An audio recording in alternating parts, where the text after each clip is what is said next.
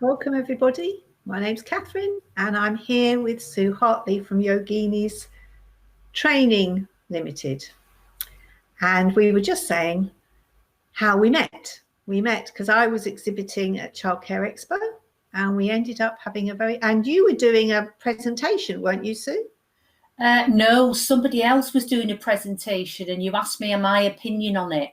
Oh, right, that's possibly right. But you have done one since. I know you've done them since. Yes, yeah, done one since, yeah. And we ended up having a long conversation about child development and all sorts of things, actually. Oh, yeah. And we've stayed in touch ever since. And we meet up regularly at events like that. I don't know if anybody who's listening to us has been to Childcare Expo. Nursery World is coming up, their exhibition. And anyway, so I don't know very much about yoga. I'm not somebody that practices yoga, but I'm very interested in it. And I have actually done the first unit of our training. The first unit of Yoginis training. And I was really was a bit skeptical actually, but I actually really enjoyed it. So I don't know if people listening have had experience of yoga, if you use it in your settings already, if you've tried it and it doesn't work, because if it didn't, I think are going to try and put that right tonight. Yes. Okay, so let's start with, what does yoga actually mean, you were saying before? Yes, so what the word yoga actually means is union. And that is the union of the body, the mind, and the breath. And that's because they're kind of like three individual systems, really, that coexist together in the human body. And they work together. And when they work together well, then, we've got really good mental health and well-being. And when they don't, that's when we have a lot of things that could possibly go wrong, and it could just be sort of with our mental health or with our physical health, things like that, really. So that's really what yoga means. In a nutshell, it just means union of the body, mind, and breath. I'm not sure what other people think yoga means. Some people just think they think meditation, don't they? Or they think being able to be flexible or something like that, you know what I mean? That lots of people have different concepts, I think, today as to what yoga means, because there's a lot of different types of advertising that, for Kate and myself, it's sort of a lot of misconceptions, and sometimes we can spend a lot of our time having to break those down before we can start to explain what it is that we actually do. And I'm right in thinking that you do it in a different way to other people, don't you? Yes. So when I initially started off teaching children's yoga, at the time, Yoga Bugs was the main training, like sort of school, if you like, for teaching yoga to children. That, and alongside Tatty Bunkins. And again, they are two totally different models, but they both are based on storytelling. In other words, picking up a story, matching up yoga postures within the story, and then just playing that out to the child. So that's kind of like the more traditional way of teaching yoga to children. And it is still probably the most prominent way that it is delivered, not just in the UK, but in other countries as well. And there might be some slight deviations from that, from people who personally have just brought in their own little bits, but generically that's how it is. But from my experience working within nurseries, especially, this is where it started for me, is when I started working in nurseries. And obviously younger children, very much younger children, their attention span, retaining knowledge of things like that, I was just getting a little bit, because I kind of I didn't just want to go in and be an activity going into the nursery. I wanted to go in and have some value to the nursery and the children that I was delivering the yoga to. I wanted them to be able to take something from what I was delivering to them. So in other words, you know, like something they've learned, they've got something from it. Because really, no, as I work with nursery practitioners, you know, that this is what I've come to find is like, you know, everything really that you do, it's got to have a purpose behind it. And what I found was when I was going in with my storytelling yoga, I had a purpose behind what I was doing, but I wasn't really convinced the children were understanding my purpose or getting it. So I decided to try something different, which I will say, you know, I winged it in the first place, and I was a little bit apprehensive because I didn't know whether it would go down well or things like that. And I just thought, you know, I've got nothing to lose. It doesn't matter.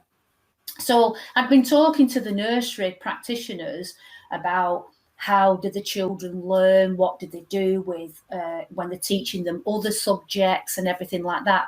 And obviously I'm talking way back in 2006, something like that. So obviously since then, what I was learning then, I mean, it's just standard knowledge what I know now, and it just seems like how did I not notice that before? But I don't think it's standard knowledge.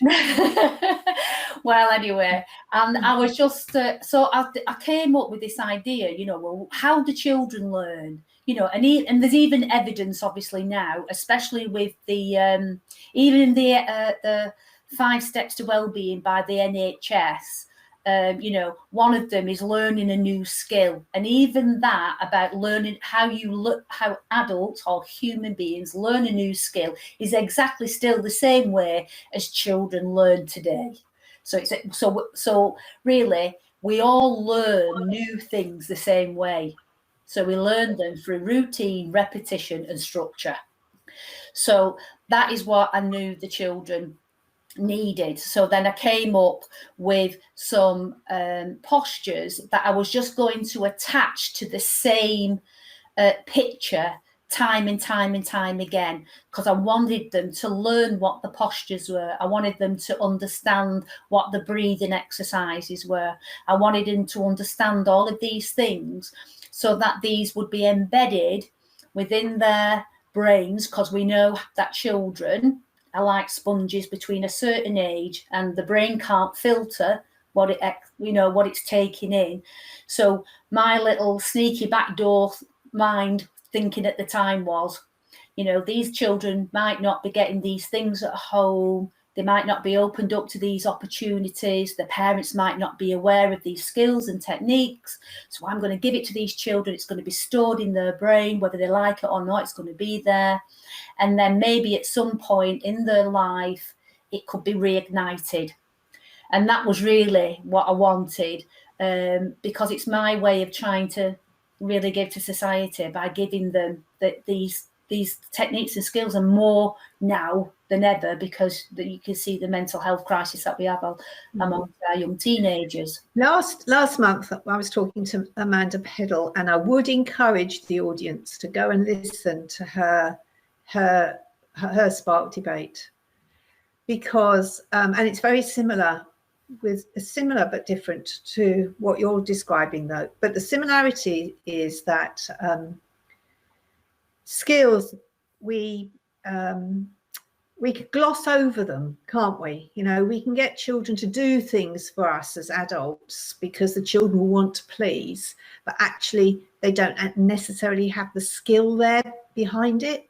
So you know, it's like learning to write. You know, we can get a child to write their name, but doesn't mean to say the letters are formed properly. And then it's really hard for them to give up that habit. Yeah. And so it's about instilling things appropriately and correctly from the word go, rather than asking them to be a tree. That's my yoga. I remember the yoga tree. Yeah, everybody remembers that. It's quite simple. Yes, yeah, I wouldn't have known it if I hadn't done the first unit of the course. But my point is that, you know, we can get children to do that, but is that useful to them later in life? How is that going to be useful to them? Yeah, so I know what you're saying is because it's just like mimicking, isn't it? That's really what you're saying. They're just mimicking to the best of my ability, because I might not be developmentally there yet, but I'm going to try and please you. And it's like another example of that is like comprehension in English, isn't it? You can be reading stuff but not really understanding what it is that you're reading. And so really that's what it's kind of like. That's why I say yoga's like, you know, it's a bit like learning to drive a car. I used to say this to the adult students, really, because they'd come in. I said, just learn the postures first. Learn the postures, the name of the postures and the actions that go with it. So, you know, like the tree, for instance, and then you know what tree is, and you can just do it without automatically without having to think about it. You know, like when you're driving a manual car, you just change gear, don't you? Without thinking about it, those kind of things. I said, and then you can start to then think about the breathing. And this is, if you think about the steps of our program, this is how it works, because this is how the path of yoga works when you're learning that. So it's been around for thousands of years. So we're not going to change that because it wasn't broken. So we're not going to try and fix it. So then once they become familiar with, like, say, asana, which are the body, you know, the exercises, the postures, then you can start to introduce the breathing mechanisms. And then they start to think about the breathing within those things, you know, and then that's when you would bring in to like what's going on in your mind, and then mindfulness and things like that. So what we do with the children is, you know, you in the postures, when you're focusing on those, you're just getting them to really, it's like proprioception. Where are you in space? How does my body move? Which way can I move it? How do I feel when I move my body this way? Because perhaps we don't move our bodies in the direction the spine was, you know, is developed to move, because our modern lifestyle doesn't dictate that we have to move those ways, because you know, like we might be sat down more, or we don't tend to like lean to the side to pick something up off the floor. You know what I mean? We might not do that. We might not intentionally do back bends for certain things or whatever, but the spine is meant to move that particular way, because we need the healthy spine to keep a really good, healthy central nervous system, because your entire nervous system runs from the brainstem all the way down your spine, and it filters off into other areas of the body, just like the vagus nerve does when it comes round by the ears, down the throat and into the chest, and then comes down that way. So by keeping and maintaining good posture or healthy spine, will help also to maintain our central nervous system. And this is where the signals are given to what is going on in our environment to our brain, because that's how what we do then is, that's when you move on to your senses. Then, you know, your senses will pick up these signals from the environment. Oh, I'm too hot. Oh no, I'm too cold. You know, all those, oh, what's that smell? That doesn't smell nice. Oh, I love that smell. I need my dinner. You know, all, you know, to me, all these things, these things are all being traveled through your central nervous system. That's really interesting, because I guess children need to experience those things, smells, sounds, etc., before actually they perhaps, you correct me if I'm wrong, understand, you know, that they've got butterflies in their tummies, or they're feeling sick, or they're getting angry because of the noise, etc. Yeah. And a lot of that they'll learn, won't they? Like when they're, you know, putting things in the mouth, and do you know, like, and when you're giving them something and they go like, ooh, you know, like, because sometimes we all do those funny videos as parents, don't we? We've got children where we make them taste something or smell something that we know they don't like because they pull a funny face. So, you know, they're learning all those things before, and they're all survival techniques, really. If you think about it, going back to early days, that's how they know how to survive, because, you know, they're dependent upon you, aren't they, as the parent, to keep them safe and provide those basics. But they still need to be developing their own survival skills, so they can recognise themselves when they're in danger. You know, so it's just going back to those things all the time. But, you know, but like, sorry. Oh, carry on. No, I'm just going to say about body awareness. You see, it's like not only do the postures also help them to develop fine and gross motor skills and things like that, and build muscle and help to strengthen bones and things. But you know, you've got your proprioception, it shows them where they are. This is what's good about yoga, it shows them where they are in space. This is what we say to them, oh, can you know, staying in your own space, and then we might move around into something different as we go around in the program, all those kind of things. And then this turning upside down in an inversion, so Language development. like dog pose, good for the vestibular system. So even though the physical postures, you know, like you know, it's all about them getting to know how they feel. It's also about development. You see, you develop. Yeah, well, I was going to say that because you know, we as human beings, we develop gross motor, don't we? We do the big movements first, and then we do the fiddly things later. Yes. And I can see yoga as being a developmental tool in that respect, as well as resilience and all the other things. I mean, I was thinking as you were talking, you know, new vocabulary. Yes. As well. Yeah. Yeah. So talking just to give you an example of like new vocabulary and about development and stuff like that. And it's like one of our coaches is a childminder, and he had a child come to him who was struggling really in counting. So counting like 1 to 10 and things like that. And so we brought out, I don't know if we got it in this pack, but brought out the rabbit card. So this is what our program can do as well. It can help you to bespoke what you might think you need to bring on the development of a child. So he brought out the it'll be in the book. He brought out the rabbit card because he knows that we do counting when we do the rabbit. So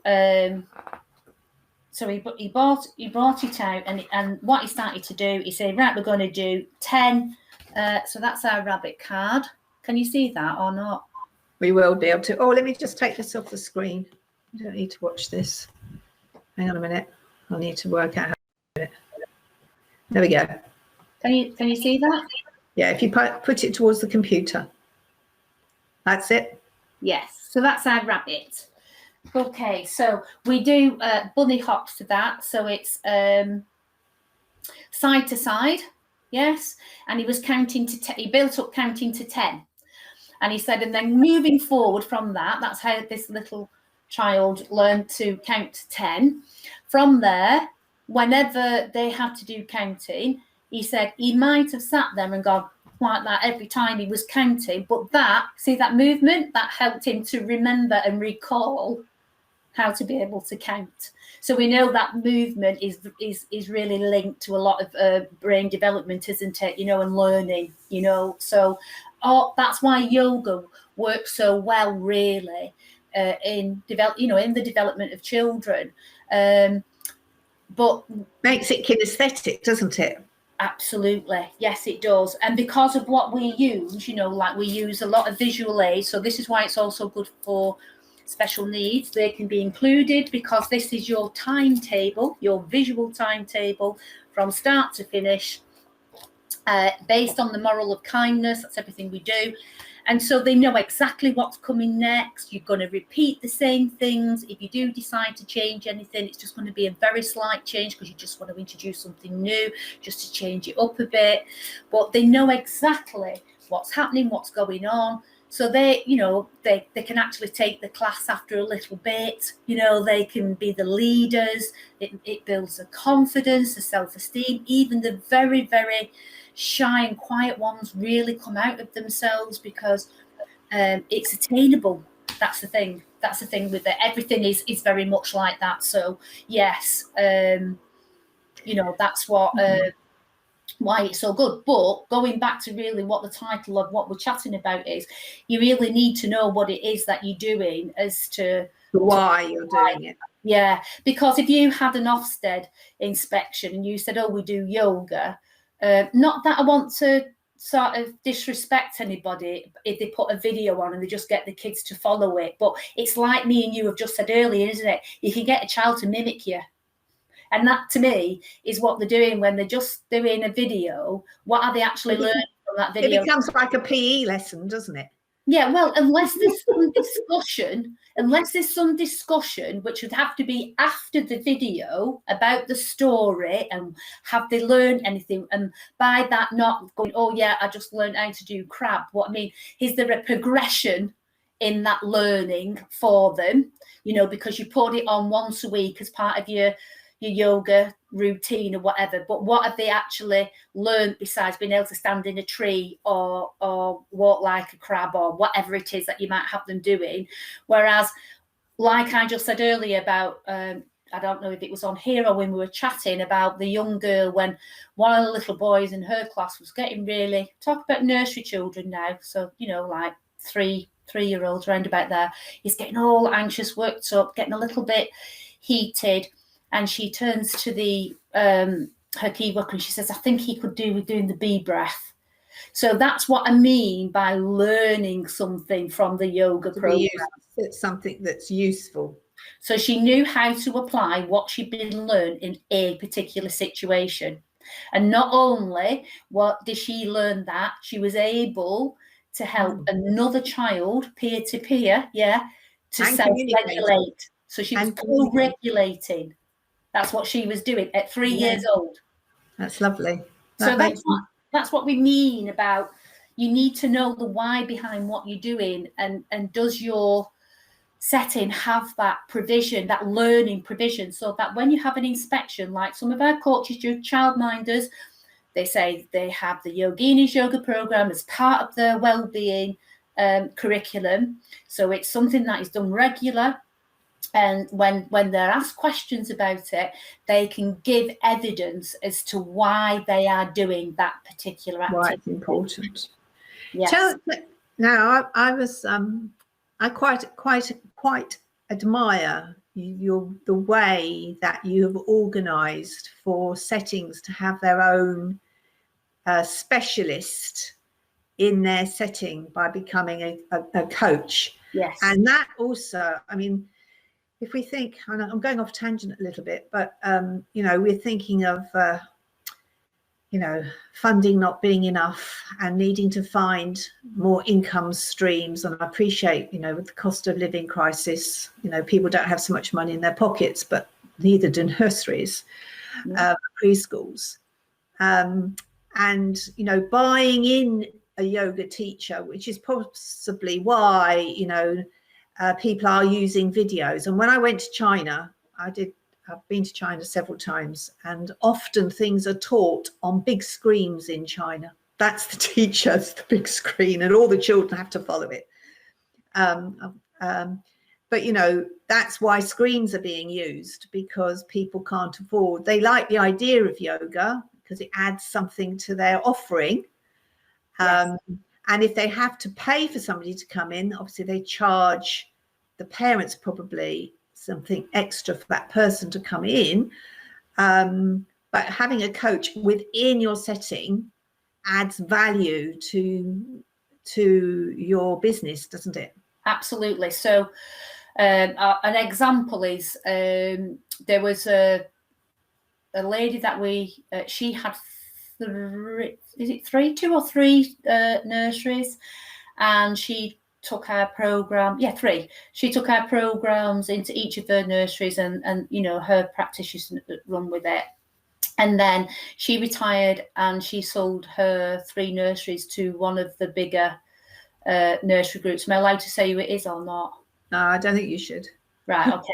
So I just thought I'd check. So they still kept, because obviously the coach was there. Yeah, because the coach was there. Our product is licensed because these coaches receive a lot of support and assistance from us, and regular CPD updates on how they can still keep progressing what they're doing within their settings. And that costs them £72 a year to do that after their initial training. So that's like £6 a month.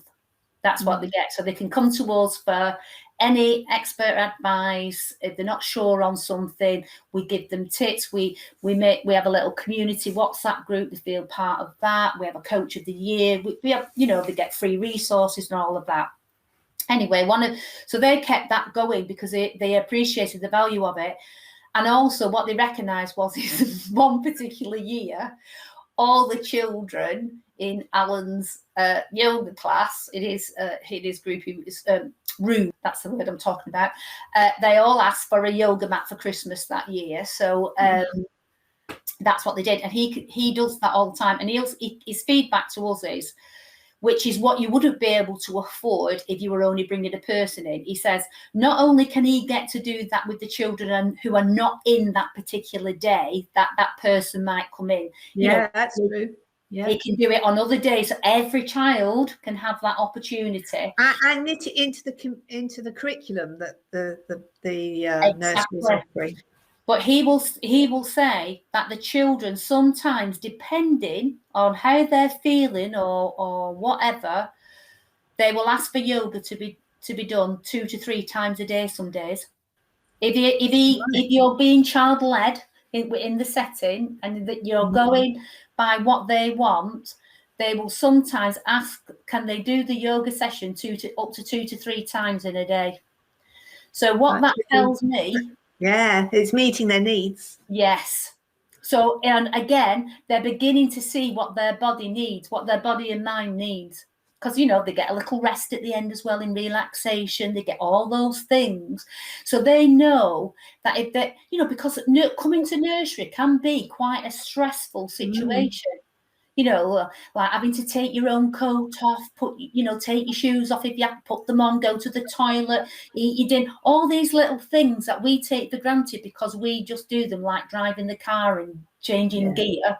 To them, they're all big things, aren't they? Do you know what I mean? Yeah, I think, I totally agree with that. We, in my nurseries, we used to do a parent exercise.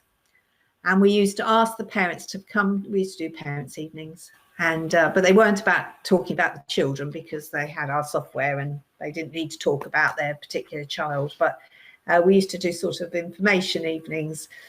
And one of the things that we did, and I've still got a video of it actually, was we used to ask them to bring in a big tin out of their cupboard.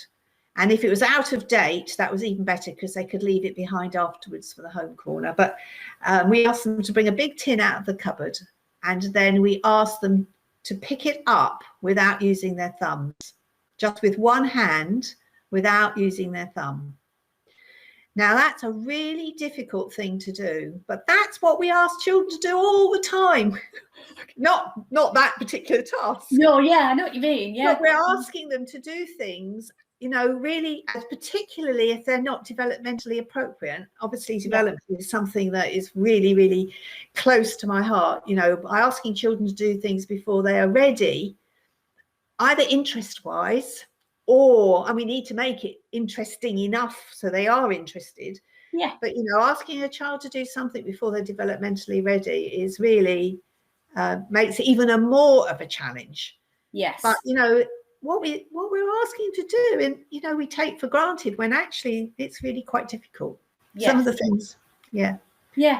So they're recognizing when they just need to be able to kind of like just move the body in a particular way. Because when we move, not only do we do the, like in yoga, like in its sense, the purpose of the asana or the postures in yoga, the sole purpose of that in the very beginning of those was just so that you could actually sit in comfort during meditation. So it has all these other benefits because it was through observation of the animal kingdom and nature that they watched how these animals and like the trees and whatever, how they all moved. And later on, because science can back a lot of these things up now, through research and everything like that, shows you why it's good for us to be able to move our bodies in these particular ways and look after ourselves physically like that. But it was just so that you would release the tension in the body so you could sit in comfort. So, obviously the children, for whatever reason, they must recognize, but this is what yoga does. It helps you to recognize the difference between a tense body and a relaxed one. Yeah, what's good for you. Yes. So Body awareness, self-awareness. We go back to that, you see. So this is what they're developing without them realising this is what they're developing. Yeah, in that truest form. They know that they need to release this tension, but they might not understand that that is tension. Or they how. know, yeah. But what they know is when they've done yoga, they feel better. They don't feel like that. And so that's why they want more of it. They're making that connection. Yeah. Right. Okay. Now we're obviously agreeing a lot. We haven't got much of a debate here. I can't be devil's advocate here really, because I'm listening to you and I'm really getting it. But what about the people that are listening? Has anybody got any strong feelings?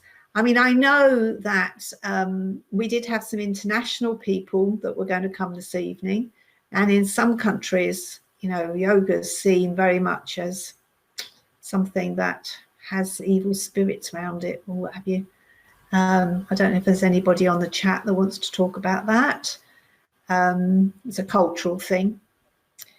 Or anybody perhaps for India, because I always think of yoga coming from India. Did it come from India? Yes, it probably came from around that, from Asia, you would say. Yeah, because there's, you know, lots of things. Meditation type. Yeah, but it wasn't through a religion that yoga came about. Religion adopted yoga. Yoga was there beforehand. Okay.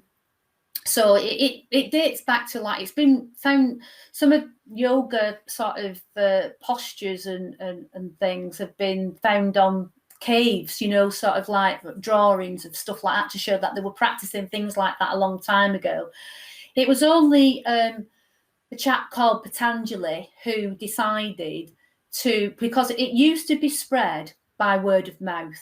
That's how yoga was taught, by word of mouth. And it was, believe it or not, it was only taught to men. Yes. Okay. So generically. So I'm not saying that women didn't do that, but that's a whole new history lesson for that. And that's where the goddesses come in. You know what I mean? But that's it's sort of rightly or wrongly, it sort of puts a value on it, doesn't it? If the men were doing it in society. Yes. Well, and so like Mr. Iyengar, he, you know, if you trace back his lineage and where he came to before Iyengar yoga, before that became popular, a lot of them used to be contortionists. That's why they're extremely flexible. And if they weren't, it was quite a cruel kind of training program for them to make them into that. Okay.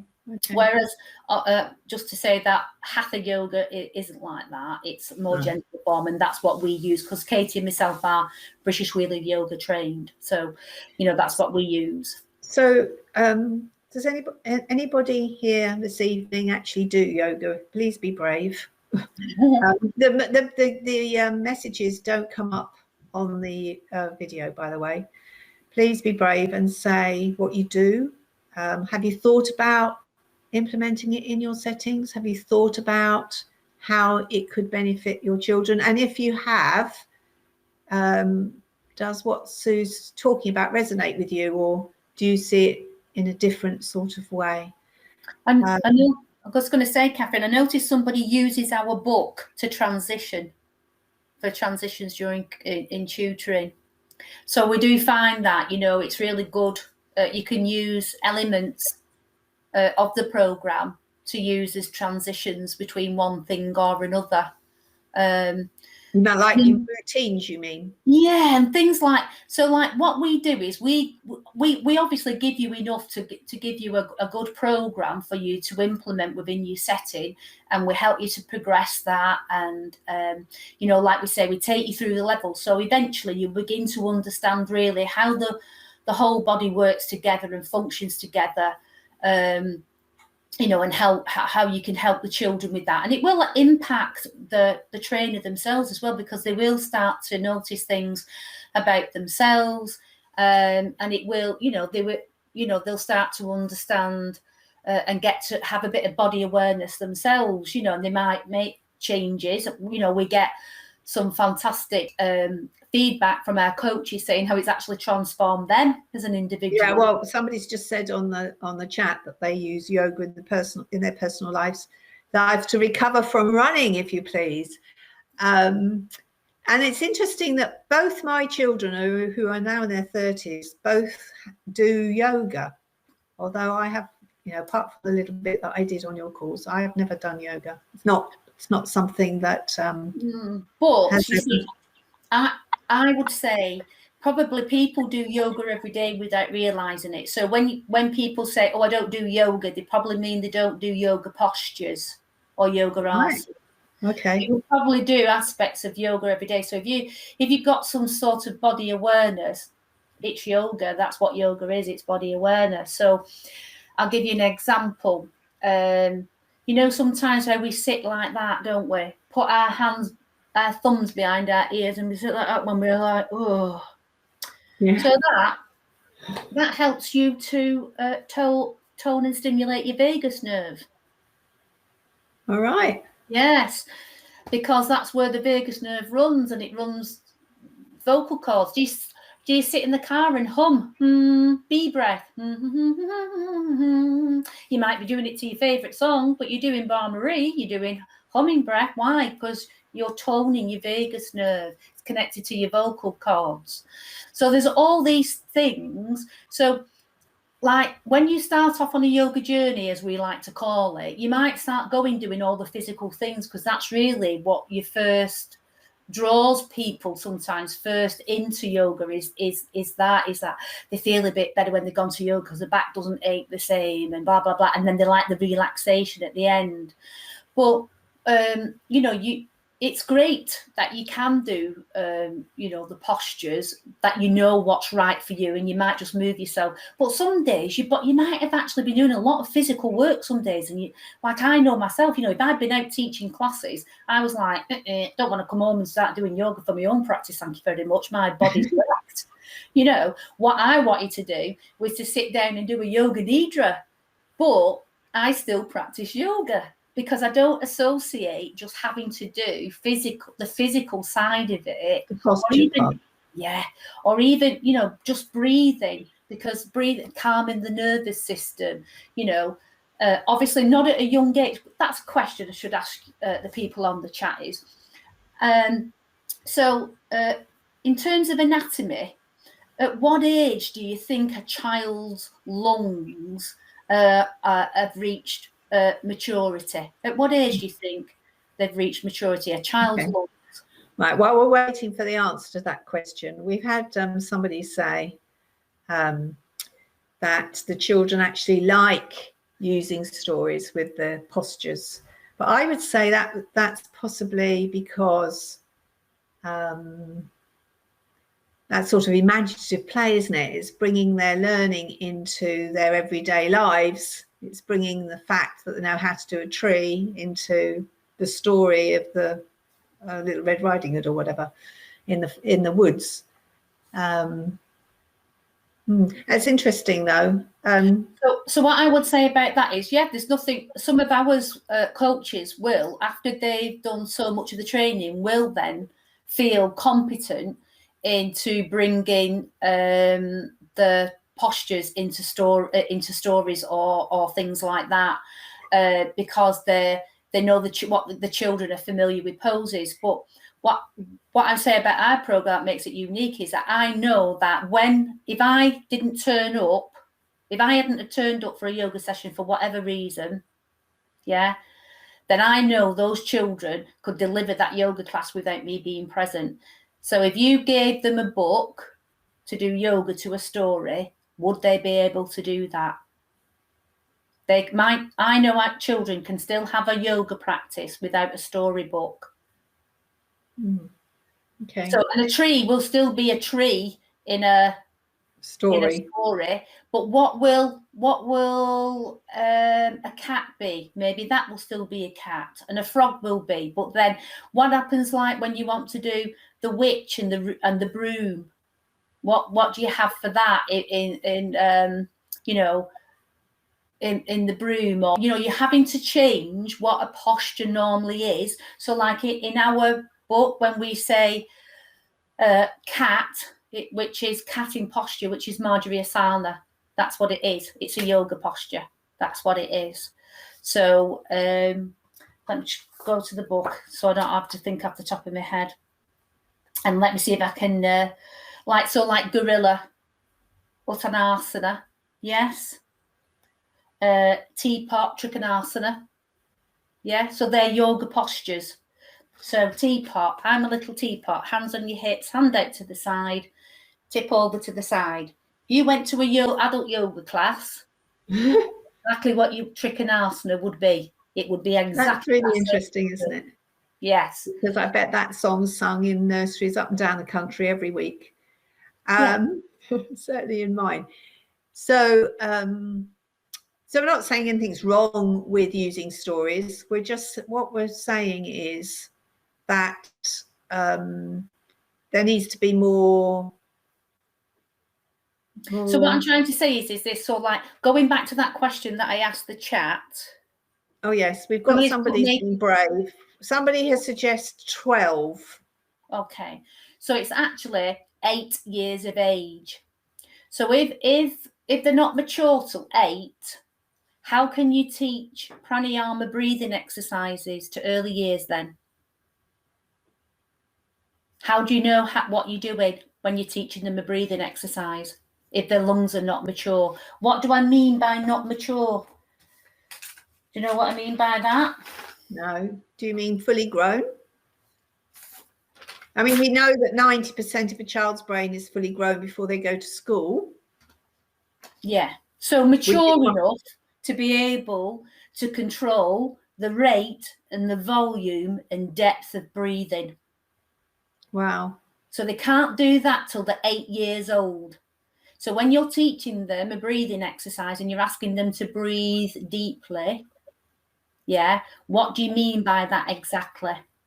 You know, that I've told you that they can't control the rate, the volume, or the depth. So how do you know what it is that you're asking them to do? Well, I presume if people are judging that on their own ability. And where do they have that knowledge and experience from? Well, they don't, do they? Because they're just judging it on themselves. I mean, I wouldn't have known that. So this is what. So, but hang on a minute, Sue. So, in a yoga, because I think of yoga as being postures, okay, and children doing that. I understand much more about the benefits of that in a more holistic way, and going back to, you know, being a cat in a story, you know, for the child who wants to do that. I mean, that's a sort of, it makes it more holistic, doesn't it? It brings it into everything that they're doing. Mm-hmm. But I never knew there was breathing in yoga. Yeah. So when you're actually doing the postures, you're actually doing the breathing at the same time, or is that different? Well, you can teach them separate breathing exercises, mm-hmm. and also exercises within the posture. So cat, for instance, Marjorie Asana, is also known as 3-part yogic breath, because you utilize 3 areas of the lung when you do that breathing exercise. Now, children are not going to be able to do that. Toddlers are not going to be able to do it. So, and also is when you say, oh yeah, they're doing this. So how do you know that they're doing those postures right? Who's taught you to know? So do you look at the person on the screen who's doing the posture, and then do you look at the children and do you wonder how close they are to that? How do you judge progress? How do you judge their mm-hmm. progress? How do you judge what they're doing? How do you make an assessment of that? That's what I'm trying to say. How do you do that? See, we've actually had a chat. We've had a chat about this before, because we were thinking of bringing it into Spark, weren't we? Yeah. Into so that it can be seen as a developmental journey that children do, not just doing postures. Yeah. So we do that. We have a progress tracker, so that you can actually look at what the children, make an assessment of what they are when they come in, because, you know, like I will say to you, just talk about older children basically. So when I started teaching yoga to children, what was I in?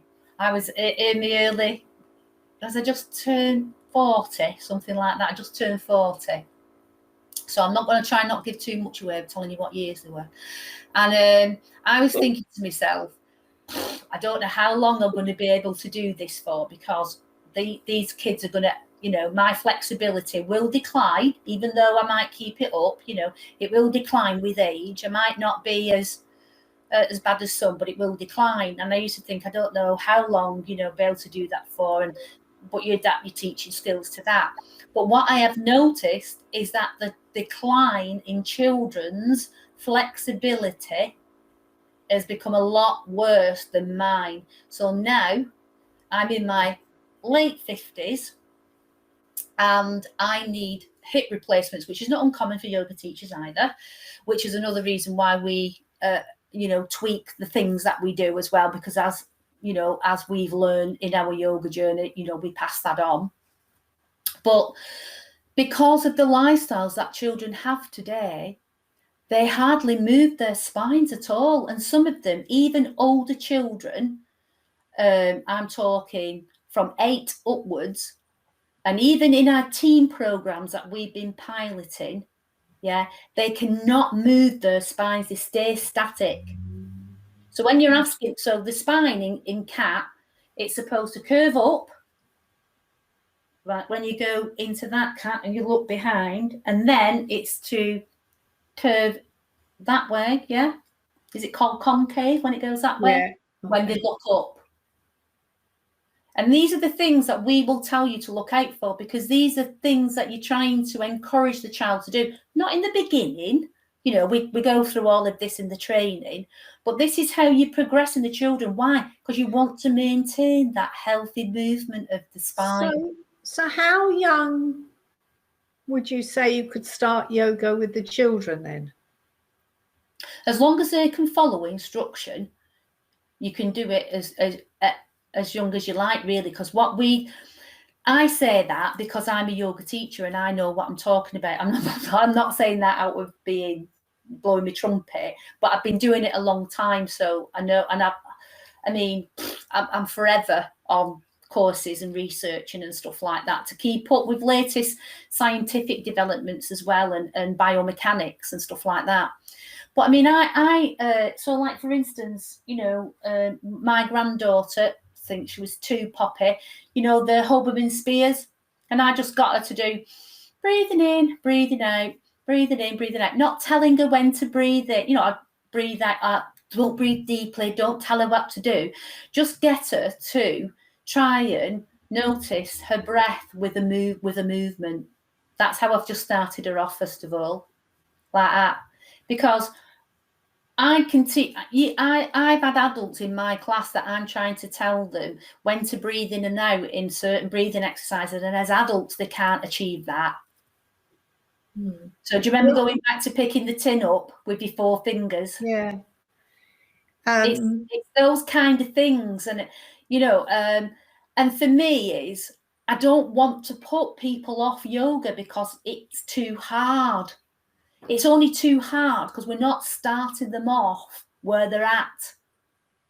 Well, that's about building scaffolding upon children's learning, isn't it? Exactly. Yes, and we have that same issue with our teenagers. I mean, like one of them, when it's cow posture, where they put the hands up to the ears. Now, a lot of early year children can do that, but obviously people's arms and whatever are different, you know what I mean? So, you know, some of them will just put it on the cheeks there like that, and to us that's fine.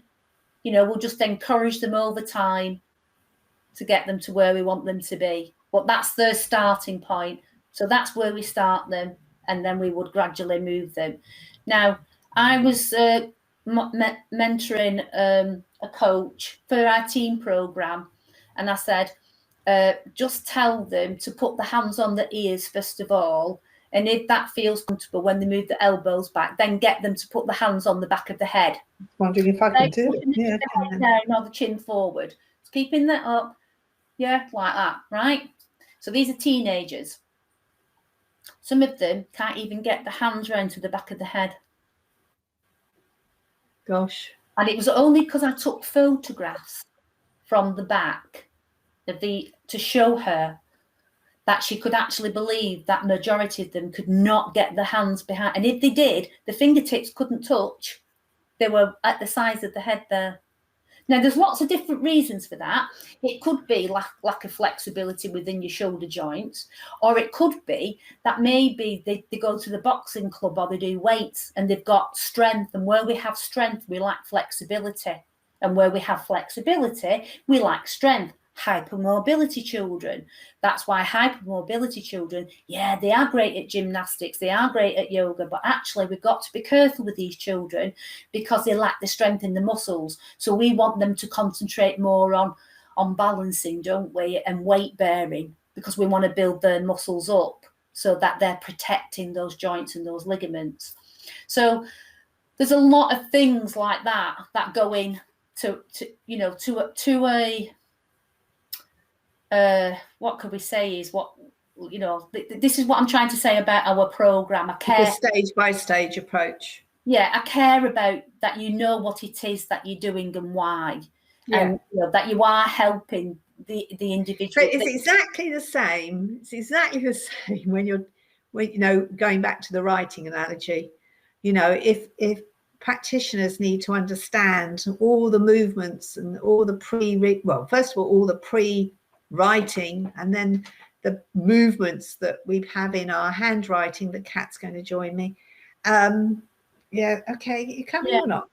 And if they do it in the right order, then the child will learn to write successfully and easily without any stresses that go along with it, because they can't quite. Sorry, he's going to jump if I don't catch him. You know. Yes. Yeah, I do. You know, and even in our teen program, like some of these, I mean, we've worked with some kind of like children who are into alternative education for whatever reason. Could be background, or it could just be that they're a bit neurodivergent. They might have ADHD. They just don't fit in mainstream school for whatever reason. And my theme, if you like, that runs through all our products, they must be able to take something outside this learning environment and use it to self-regulate themselves, either because they want to just feel better in their bodies, or they want to be able to control an emotion or a thought. And in the EYFS, you know, self-regulate or co-regulation and moving into self-regulation later, not in early years, has become much more pronounced, hasn't it? That we need to help and support children in this way. And again, I mean, tonight is fab, and so was Amanda Peddle last month. She was absolutely fab on this subject. But what you're saying here, the adult really needs to know what they're doing, and you know, we need to have regulated adults to be able to help children co-regulate. Yes. So adults need to understand the importance, and this is quite mind-blowing for me, really, because, you know, I'm all into child development and helping children through stages of development in different aspects of their lives, particularly skills, because and how to learn. Yeah. You know, we can all find knowledge. We just Google it, don't we, later in life, or we ask somebody, you know, and they Google it for us if we're too young. But actually, skills are really important. And of course, a lot of skills are physical. Yeah. You know, we use our bodies for the skills. Yeah. So what we say is we say that movement is essential for brain function, and brain function function is essential for learning and memory. Actually, the research is actually saying that, isn't it? That physical development is more important than perhaps we have believed it to be, 5-10 years ago, is much more important than perhaps we took on board back then. So that's why, and I think what it is with yoga is that I think it's just been the way it's been introduced into the West, really, as to why people have the attitude towards it that they do. But I'd really like to try and raise the bar of yoga teachers, really, because sometimes I don't think they're given the credit that's due to them for the knowledge and the training that they go through to be able to, to teach yoga to people. Because I think what's happened is, I don't know if this will sit well with it, but to me, sometimes I feel as though like yoga has been raped.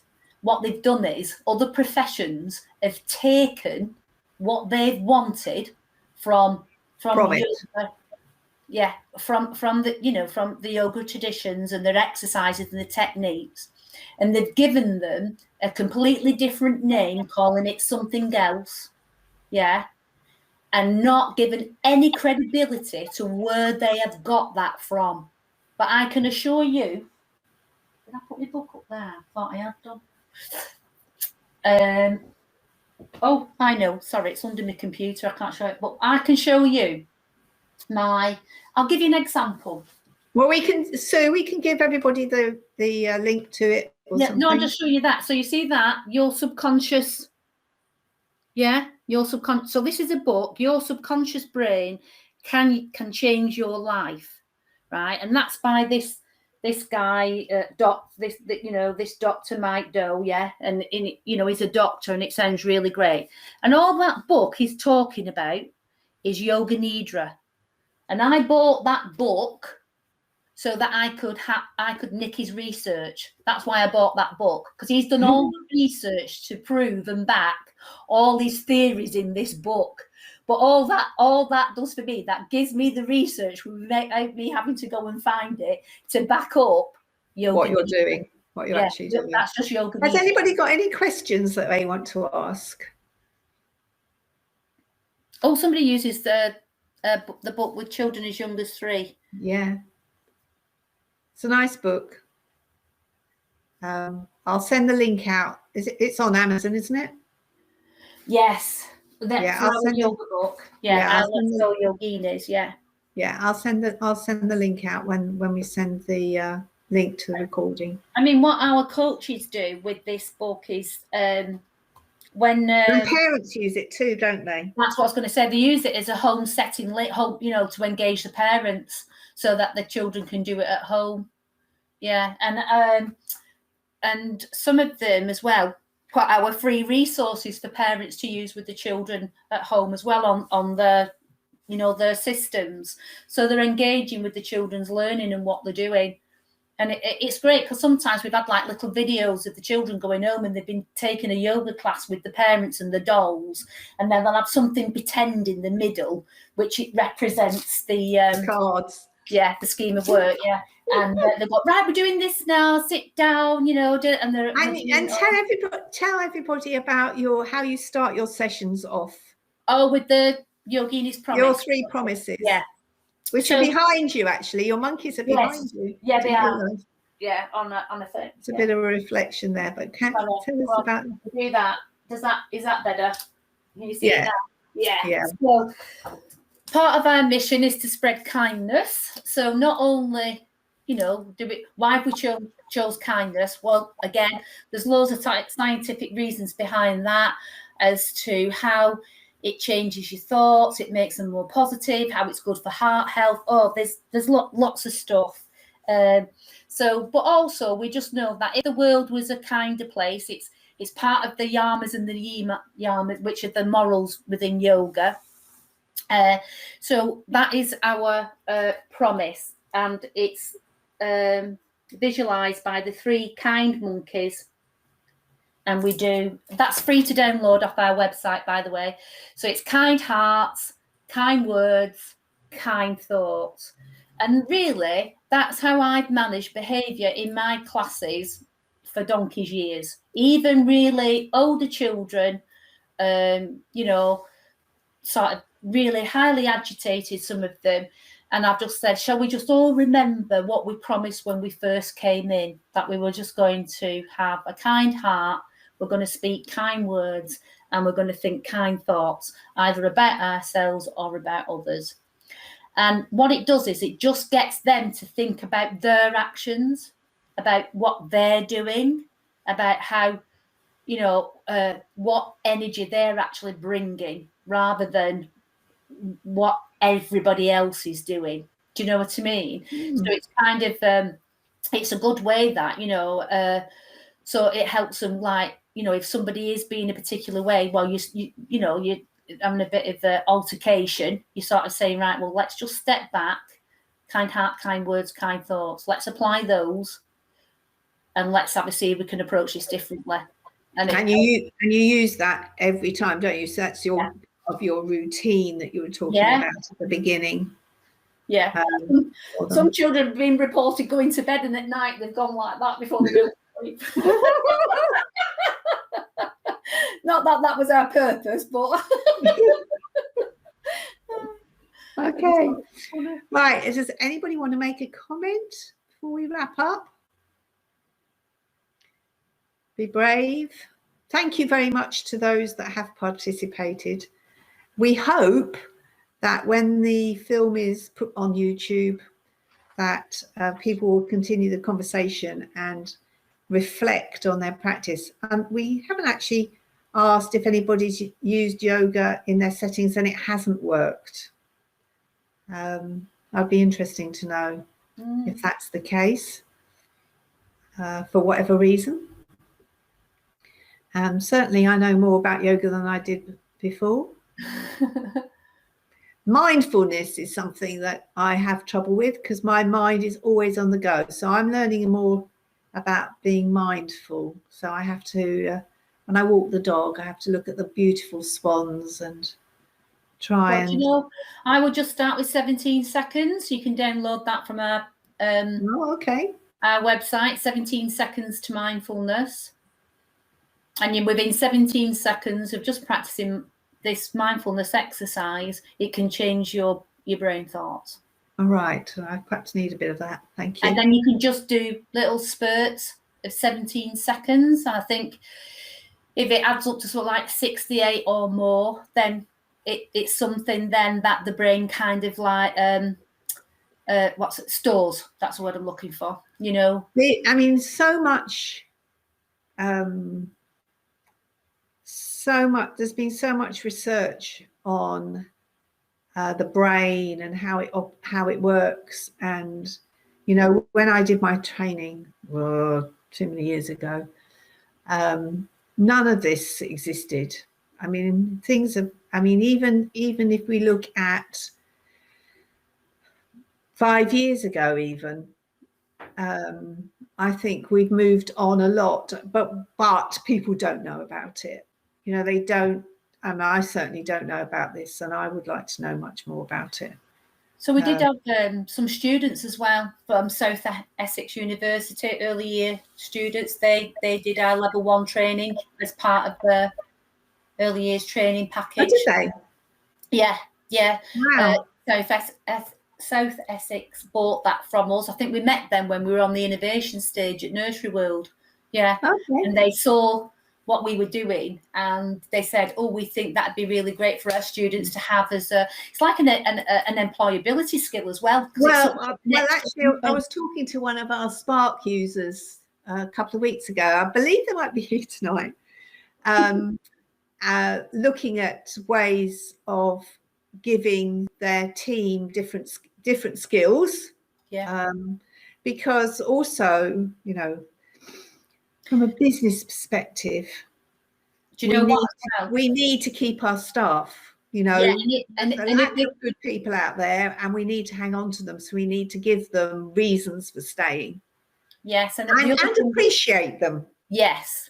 And the other thing is, it's good, you know, if you've got apprenticeships and you want them you want to attract the good ones, you know, to if you was to offer it as part of their apprenticeship, that they would learn this extra skill. So then you're investing in the people. It's like the investors in people, isn't it? You know, you're investing in them, you're giving them something, you know. There's all these things, you know, that it's really good for, you know, in that way. I mean, that's why another large nursery, which I won't mention, chain, they are starting to offer that as part of their training academy. Okay. Our training is part of their training academy. We're collaborating with them for that. So yeah, we do know at least one Spark user that uses Yoginis. Oh yes, we do. At least one. I know, yeah. Nice outstanding setting. We use, you know, we're quite happy to collaborate with people to help them, you know, to be able to use our program, you know, to help their businesses as well.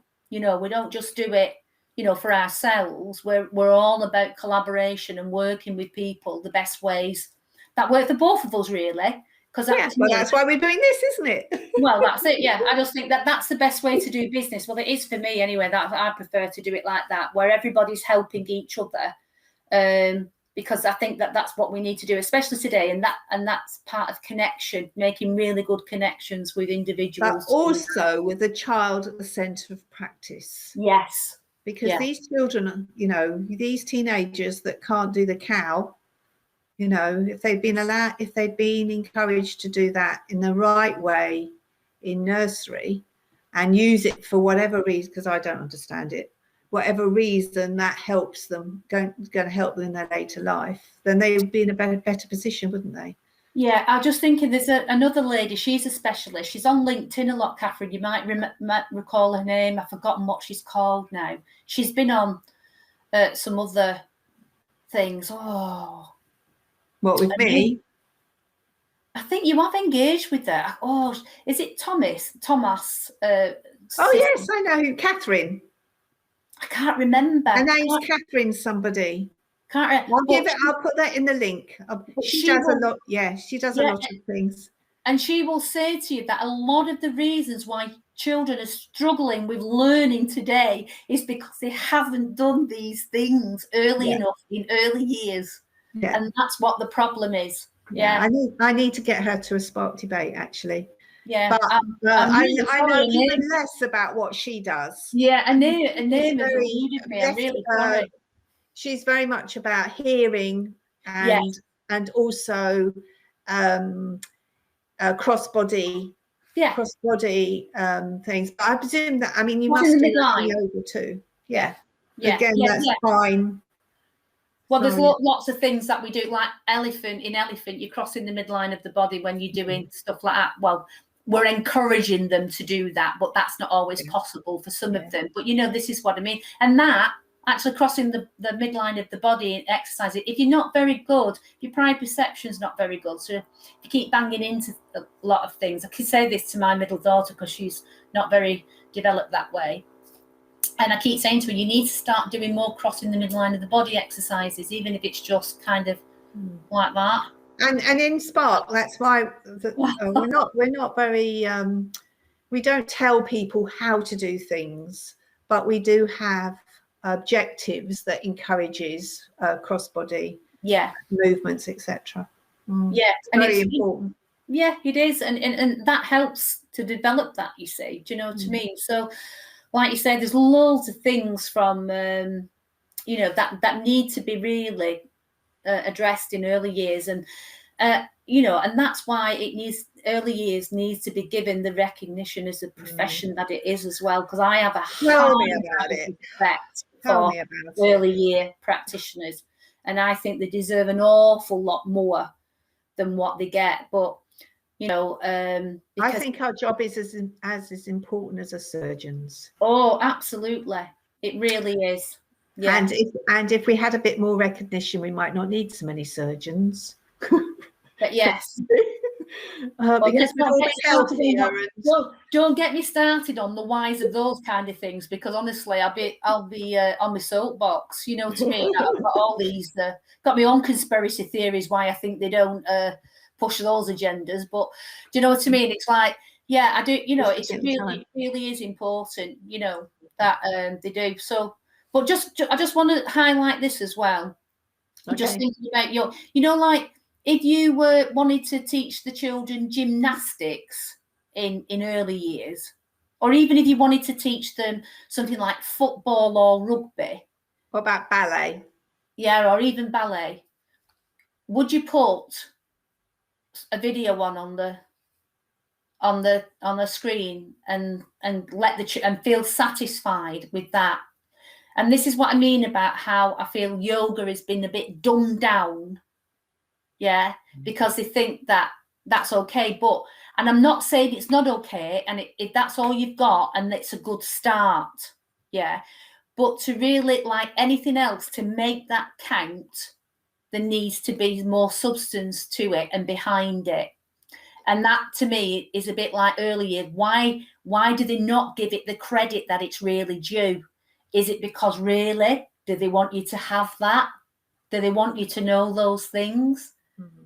But also it's about, I hope tonight, for the people listening, perhaps they don't need to be converted, but certainly the people perhaps that listen to this on demand will reflect on that we can always do things better, but we have to know about them. And that's the whole point of having these debates, is to bring ideas. And next month we've got a lady called Gina Bale, and Gina Bale does something called Little Magic Train, and she's a ballet teacher. That's why I was asking about ballet. And I'll certainly be talking about ballet. She doesn't really want to because she's going to upset all the ballet teachers, but tough. Well, that's probably what I've done with talking about the way that I speak about yoga. You know what I mean? But well, we have to be true to ourselves, I think. Yeah. And do what we think is right, and we have to stick our necks out for the children. So, on that note, if nobody's got any comment or questions, further comment or questions, then I'm going to thank you very much, Sue. And so Susan Hartley and Katie Brennan run Yoginis. Okay, we have lots of free resources, lots of free resources on our website that people can get started with. And, you know, we do link them up to, you know, like sort of like development stages or curriculum, depending on what the key stage you are, you know, because some people are saying that they tutor older children as well. You know, so there's not just their book, there's free resources, there's a free game that they can start off with. You know, they can try all these. There's a kindness challenge. There's loads of stuff on there. 70 seconds, there's stuff for your staff, showing kindness in the staff room. You know, we've got all of that for people to be able to have a look at what we have and try that. Yeah. And I wish everybody a good night, and thank you very much for joining. Yes, thank you very much, Catherine, for inviting me. Thank you. That's right, pleasure. Bye. Bye.